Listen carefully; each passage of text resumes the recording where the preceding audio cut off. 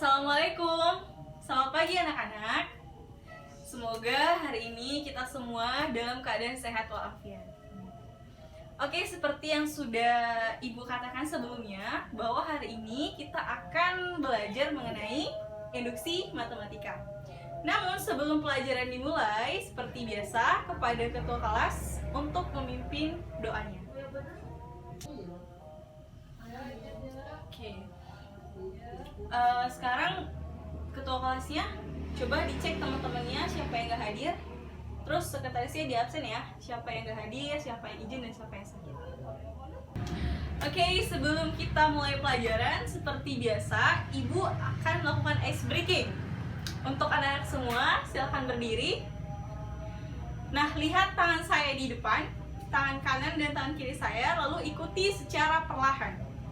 Tangan kanan saya buat seperti ini, kemudian seperti ini. Lalu gerakan secara perlahan, bergantian tangannya berubah. Seperti ini. Fokus ya. Kemudian ikuti temponya dan semakin cepat. Bisa? Oke, lakukan seterusnya. Oke, tepuk tangan untuk kita semua. Nah, anak-anak, seperti yang sudah Ibu katakan kemarin, bahwa hari ini kita akan mempelajari tentang induksi matematika. Tapi sebelum itu, kalian semua harus semangat dong belajarnya. Ya, meskipun kita tahu bahwa nggak semuanya nih di sini yang suka belajar matematika. Ada yang punya passion masing-masing. Kebanyakan sih, anak-anak itu lebih suka belajar olahraga, belajar seni musik, ya nggak? Kenapa gitu ya? Karena banyak yang bilang kalau belajar matematika itu bosen, boring. Terus gurunya itu nyeremin gitu. Terus alasan lain dari segi kemampuan. Ya, kita semua tahu kalau setiap anak itu punya kemampuan yang beda-beda. Ada yang kemampuannya dalam bidang seni, ada yang dalam bidang olahraga, ada yang dalam bidang storytelling, dan lain-lain. Nah, untuk itu ada juga anak-anak yang memiliki kemampuan di bidang matematis. Daya penalaran logisnya itu tinggi. Kemudian ada alasan yang lebih kuat lagi, itu adalah karena siswa itu tuh nggak tahu apa gunanya kita belajar matematika. Ngapain sih kita susah belajar integral, belajar matriks, belajar aljabar, atau bahkan sekarang kita mau belajar induksi matematika nih. Apaan sih itu induksi matematika gitu? Namanya aja aneh. Tapi sebenarnya tanpa kita sadari bahwa yang kita lakukan dalam sehari-hari, kemudian yang ada di alam ini tuh sebenarnya adalah matematika. Nah, saya akan kasih tahu sedikit contoh dalam kehidupan kalian yang tidak kalian sadari ternyata kalian itu udah nerapin induksi matematika. Apa itu ya? Misalnya nih, kalau ada jualan yang laris gitu kan, atau kalian pernah nggak ke bioskop? Pernah dong ya. Nah, di situ kan nggak ada tuh kan yang mau beli tiket itu semuanya pada berkerumun untuk beli tiket, tapi mereka harus baris satu persatu. Nah, nanti antrian pertama dipanggil, kemudian yang kedua, yang ketiga. Nah, dari antrian itu mereka tuh nggak tahu kalau antrian itu sebenarnya adalah prinsip dari induksi matematika. Wah, gimana? Kalian nggak tahu induksi matematika, tapi kalian tuh udah nerapin gitu. Kalau kalian tuh ngantri, dan itu merupakan prinsip induksi matematika. Nah, itu tadi contohnya. Kita baris di bioskop, terus kita baris untuk ngambil sembako, bantuan corona. Itu juga penerapan dari induksi matematika. Kemudian ada lagi yang lebih kompleks kalau tentang penerapan induksi matematika itu. Misalnya apa? Di sini ada yang tahu nggak mesin ATM? Kalian semua, termasuk saya atau orang tua kalian mungkin pakai mesin ATM. Tapi tahu nggak kalian kalau mesin ATM itu sendiri sebenarnya menggunakan prinsip induksi matematika? Loh, kok bisa Bu? Kayak mana gitu? Kayak mana bisa? Gimana? Nah, jadi itu nanti akan kita bahas, oke? Oke, langsung aja kita mulai belajar ya. Nah, ketua kelasnya silakan bagi teman-temannya ke dalam 5 kelompok. Namanya sudah saya serahkan. Kalau gitu, yang lain ikutin ya kata ketua kelasnya. Kalian bisa membagi kelompok menjadi 5 kelompok. Silakan. Oke, sekarang perhatikan saya di depan. Di sini saya punya apa nih? Kartu apa? Kartu joker. Tapi kita bukan mau main kartu di sini ya. Saya akan mengilustrasikan. Kalau begitu, semuanya perhatikan baik-baik. Saya akan letakkan kartu ini di sini. Saya berdirikan. Ya.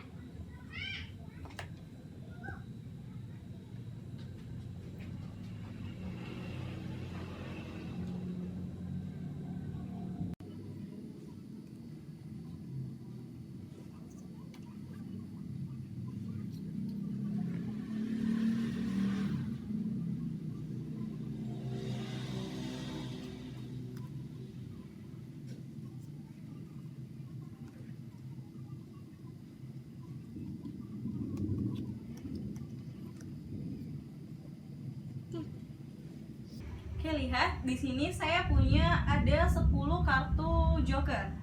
Ini kita anggap sebagai S1, S2, S3 dan seterusnya. Nah, coba perhatikan baik-baik. Jika seandainya saya menjatuhkan satu kartu di depannya, apa yang akan terjadi dengan kartu yang kedua? Apakah yang akan terjadi?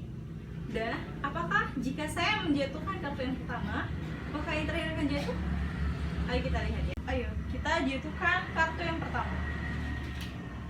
Semuanya terjatuh.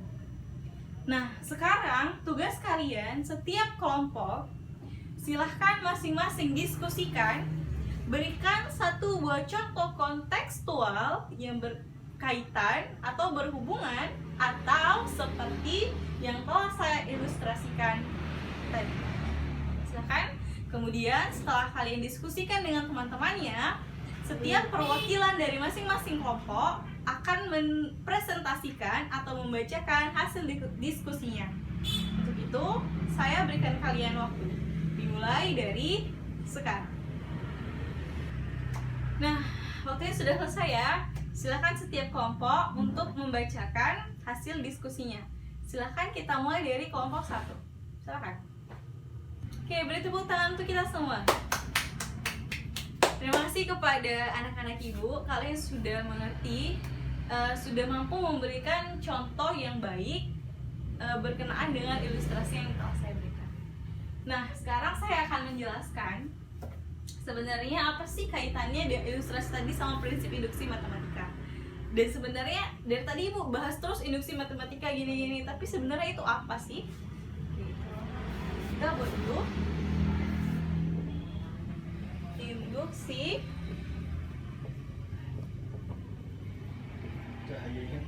matematika. Nah, kita buat dulu. Semisalkan ini misalkan kartu tadi ya yang saya ilustrasikan. Mohon maaf karena saya tidak terlalu pandai dalam menggambar.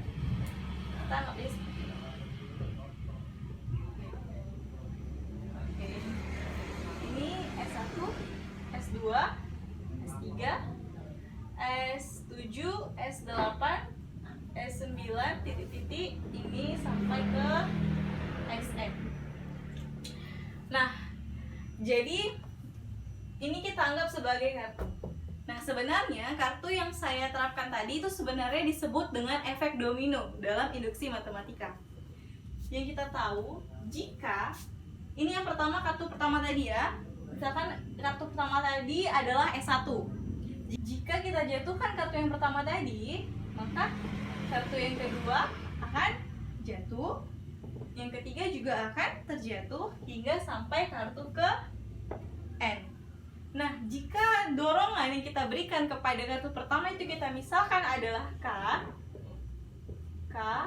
atau bilangan asli, kita sebut sebagai 1, itu akan menyebabkan jika kita dorong ke kartu yang kedua, berarti K tambah 1, kemudian kartu selanjutnya K tambah 2, seterusnya sampai ke K tambah N.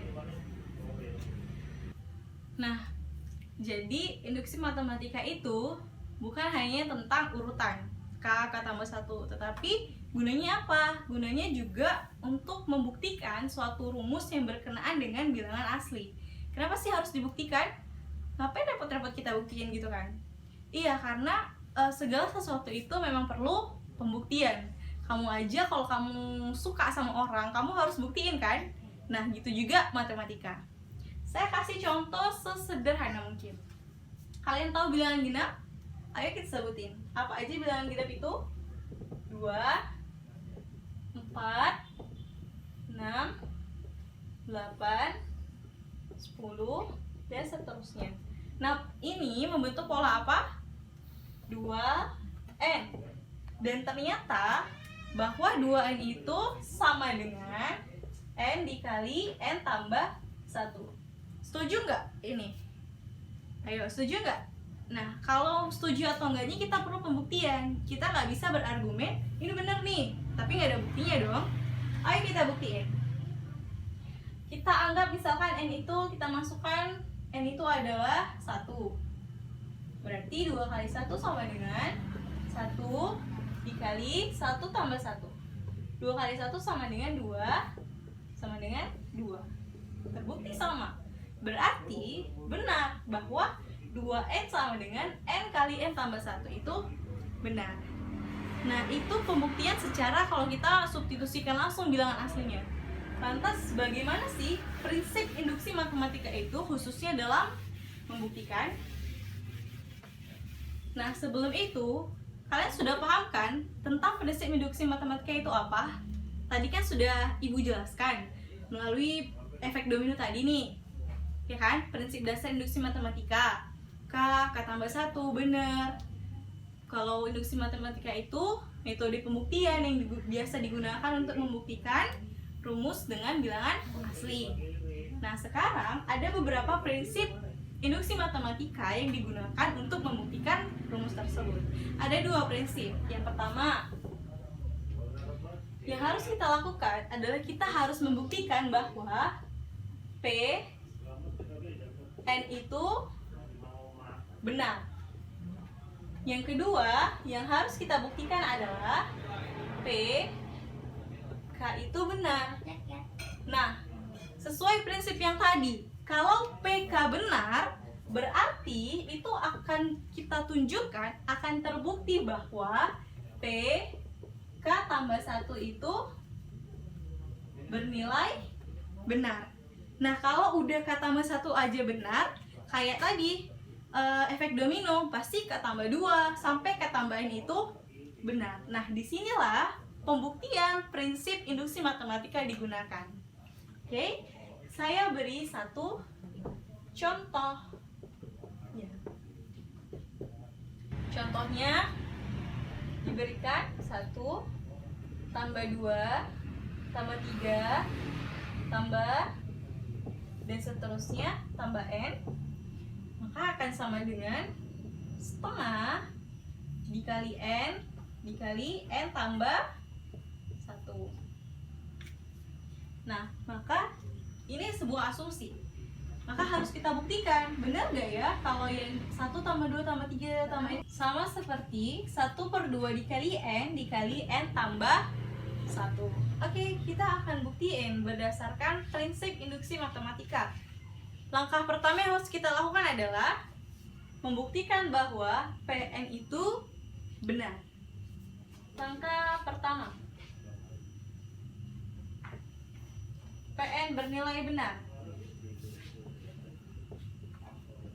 Kita misalkan N-nya itu adalah 1. N-nya 1 ya, berarti 1 sama dengan setengah dikali 1 dikali 1 tambah 1. Ini 1 sama dengan setengah kali 1 berapa? Setengah dikali 2. Hasilnya 1. Udah sama, sisi kanan sisi kiri sudah sama 1. Berarti Pn sudah terbukti benar. Oke, kita lanjut ke langkah yang kedua. Ini sudah bisa saya hapus ya.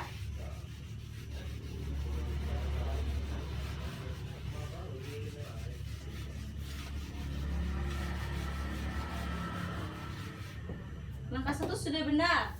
Kemudian kita lanjut ke langkah yang kedua. Akan kita buktikan bahwa PK itu bernilai benar.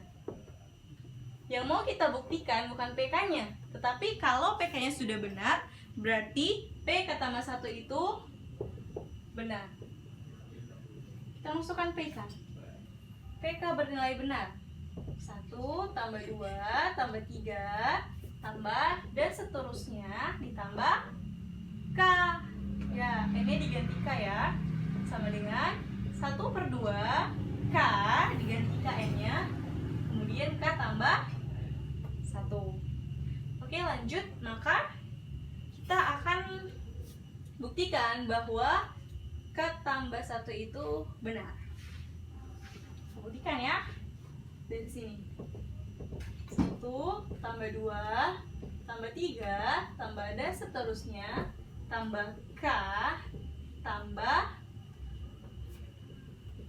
K tambah 1 sama dengan 1/2 K tambah 1 dikali K tambah 1 tambah 1. Oke.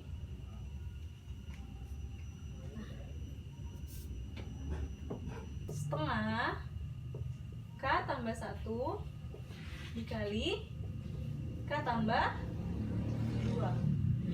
Nah, karena persamaan ini digunakan untuk pernyataan dari K tambah 1, maka syarat kedua atau langkah kedua itu terpenuhi. Berarti terbukti.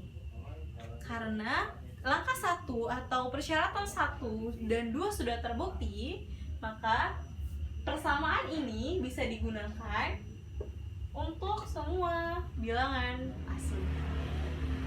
So far, any question? Sampai sini ada pertanyaan? Nah, kalau kalian masih memiliki pertanyaan, silahkan ambil sebuah kertas lembar, tuliskan pertanyaan yang ingin kalian tanyakan atau yang masih tidak kalian pahami tentang materi yang telah saya berikan. Setelah itu, kumpul kepada ketua kelas.